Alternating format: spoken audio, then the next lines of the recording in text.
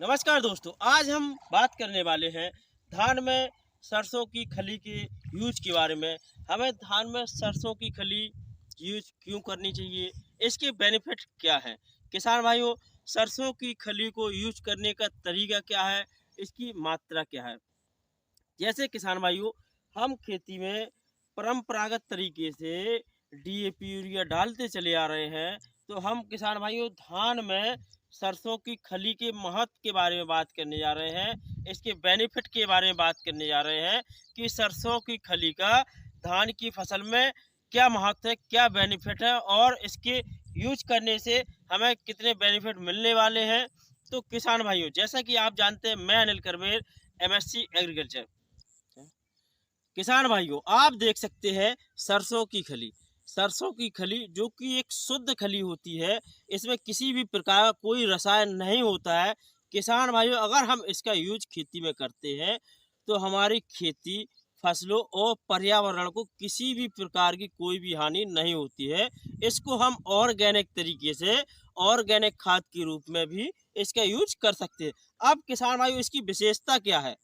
इसकी विशेषता यह है किसान भाइयों, जैसे आप डीएपी डालते हैं अपनी फसलों में फुटाव के लिए, उत्पादन के लिए, तो डीएपी में किसान भाइयों आपको नाइट्रोजन और फास्फोरस की उपलब्धता होती है। अब हम बात करते हैं सरसों की। किसान भाइयों, सरसों की खली में आपको नाइट्रोजन मिल जाएगा, फास्फोरस मिल जाएगा और पोटास भी मिल जाएगा। इसमें पोटास के साथ साथ किसान भाइयों सल्फर, मैग्नीशियम, बोरोन, कॉपर, तांबा, आयरन, प्रोटीन, टैनिन जैसी मात्राएं, भरपूर मात्राएं इसमें पाई जाती, जो कि हमारी मृदा में, फसलों में उत्पादन के लिए, मृदा उर्वरता शक्ति बढ़ाने के लिए अति उपयोगी है। इनके साथ साथ किसान भाइयों, अब हमें इसे देना कैसे है मृदा में, हमें इसे देना कैसे है, इसका प्रयोग कैसे करना।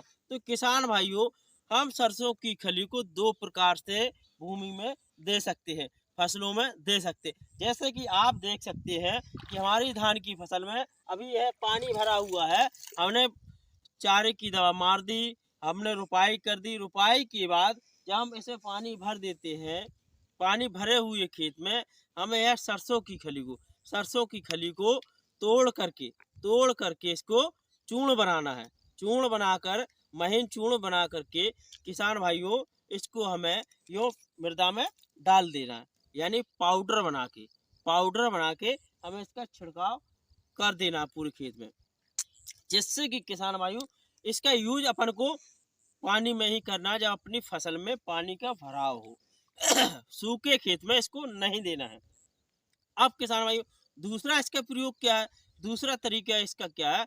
इसका हम कल्चर बना के, अगर आप इसका कल्चर बना के प्रयोग करते हैं तो इसमें डबल पावर यानी बूस्ट का काम करता है, डबल शक्ति हो जाती है। तो किसान भाइयों, कल्चर बनाने की जो विधि है, कल्चर बनाने के लिए आपको 20 केजी सरसों लेना होगा प्रति एकड़ के हिसाब से। 20 केजी सरसों 20 केजी सरसों एक ड्रम में डाल दीजिए। उसमें आप 200 लीटर पानी भर दीजिए।